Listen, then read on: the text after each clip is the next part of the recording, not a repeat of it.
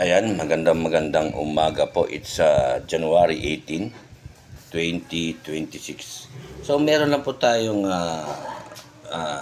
gagawa ng reaction dahil po dito sa nangyayari po dito sa highway po ng Kalawan, Laguna, no? No? Dahil ito po dapat nating i-feature ito dahil ito po I think matagal na po ito nangyayari. I don't know, no? I don't know kung itong video nito ay matagal na. Pero matagal ko na pong alam ito na may nambabato diyan. Yung iba nga talagang maraming batong nilalagay sa highway. Tapos siyempre hihinto po ang mga ating mga civilian. Then ayun na po ang modus nila. Gagawa ng hindi maganda. So itong video nga ipapakita ko po sa inyo. Siguro alam na rin po ninyo ito na itong mga modus na ganito po ay dapat pong pinapatigil kasi nambabato po sila sa highway po ng ito may papasok po ng bayan po ng Kalawan dahil lagi po kami dumadahan dito dati pero yung time po namin mga 1990s ay wala pong ganito. Pero ito po 2000 ay talagang naging naging trending po ito. At itong video na ito ay hindi po natin alam kung matagal na ito. Pero awareness na lang po sa ibang mga nadaan po diyan na siguro mga past 12 o'clock in the morning ay wag na po kayo dumaan sa lugar na ito, no? So, siguro itong na ito sa highway yung papasok po ng Kalawan. 'Di ba sa may Jollibee po no ng Bae. Papasok po doon, papasok po 'yon. May ibang daanan din po papuntang Victoria. Kakanan din po kayo doon, yung papunta na rin po ng bayan ng Kalawan. Pero pag ito dito sa may Bae, pakanan po kayo sa may Jollibee, diyan po ang may nambabato. Dahil po alam ko po yung lugar na ito na naging trending po ito dati nga may nambabato talaga diyan sa highway na yan. At tayo po yung nananawagan po kay Mayor Osel Karatihan, no, Mayor, no? Dapat po itong nito kung halimbawa inabot mo ito sa iyong pagka-mayor ay dapat po ito'y dapat na maputol o mahuli itong nambabato dahil hindi po ito normal na ito'y nakakasira ng mga sasakyan. At siyempre may nabaltaan nga ako dati at nabasag yung mga salamin ng four wheels ng mga ating mga bisita nga napunta dyan sa Kalawan. So ito po'y nakakaano po ito bilang kayo'y mayor diyan sa Kalawan, Laguna. Dapat ito'y kung matagal na itong video nito o hindi. Basta sa akin lang po, nagbibigay lang po tayo na reaction tungkol dito dahil parang bago lang ulit ito. No? Siguro hindi natin alam. No? Hindi natin alam na may mga ganitong modus pa rin. So tayo po'y nananawagan kay Mayor Osel Karatihan ng Kalawan, Laguna. Sana totoo man o hindi itong video nga ipapakita ko ay dapat po itong aksyonan. At Mayor, meron pa pong isa akong pakiusap po sa inyo ng yung national road ng hanggan, no? National road hanggan ng barangay na yan ay dapat po inyo pong maasikaso dahil po ay mayroong isang board member nga ang pumupuna sa inyo ay dapat po unahin po muna yung national road po ninyo na lagi daw nagbabaha. No? So hindi pa kita pinupuna, Mayor, ha? Kumbaga binibigyan na po kayo ng clue na itong mga nambabato dyan, mga modus dyan sa iyong lugar ay dapat po aksyonan nyo po agad.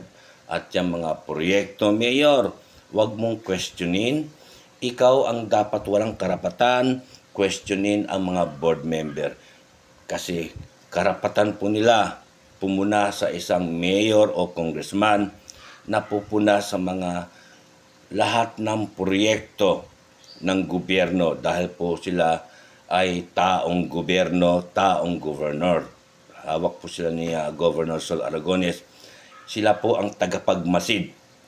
Kumbaga sila po ang mga messenger ni Governor. Kaya may karapatan po silang mamuna o magtanong kung saan galing ang pondo ng inyong pinoproyekto. Kaya Mayor, huwag mong sabihin nga walang karapatan o silipin ang inyong mga proyekto diyan sa Kalawan. No, nagkakamali po kay Mayor. Ang board member ay taong gobyerno at tao po ni Governor. So, may karapatan po silang silipin ka kung ano ang mga proyekto mong karapat-dapat na masayahan man o makontento, no, makontento ang iyong constituents diyan sa Barangay Hanggan, no. Sana po Mayor, aksyonan niyo po ito dahil hindi po kita tatantanan. So itong video pong ipapakita ko, video clips lang, mga 1 minute siguro itong video. Panoorin niyo po dahil ito po ay awareness po sa lahat ng dumadaan dito sa Kalawan Laguna Highway. So this is it. Panoorin niyo po.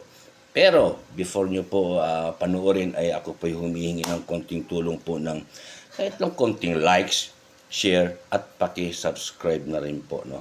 At saka i-click niyo po yung notifications all bell para po lahat po ng aking mga video uploads at mga live ay ma-notify po sa inyo pong mga YouTube channel. So, yan po, no.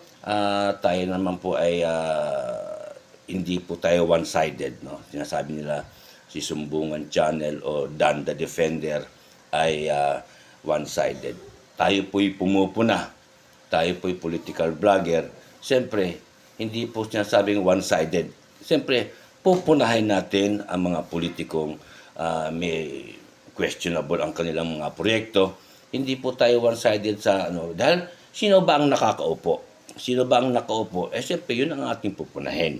No? Siyempre, ganyan po tayo, no. Hindi tayo basta-basta mag-vlog lang, wala tayong proof and evidence. Ito po yung video, ito po yung proof and evidence nga. Sana ma-actionan po ito ni Mayor Osel Karatihan ng Kalawan, Laguna. Magandang umaga po sa inyo ulit. Panoorin niyo po ang full video.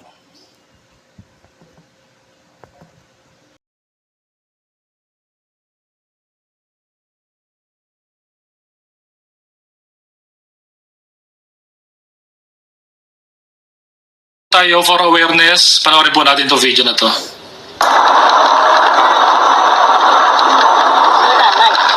Uy.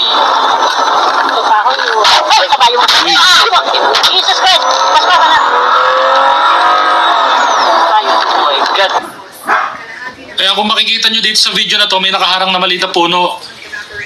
Kaya yung mga ganito, post ko muna, kaya yung mga ganitong sitwasyon, huwag na kayo titigil. O kaya pag may mga nanghingi ng tulong, tapos ganito ka dilim, huwag nyo natigilan, pabayaan nyo na lang. Kasi delikado masyado eh. Ito, slow mo. Ayan, may puno sa gitna eh. Oh. Ayun. Ito yung bato. So, ibig sabihin na dito yung bumato sa bandang to, sa dulo, sa madilim.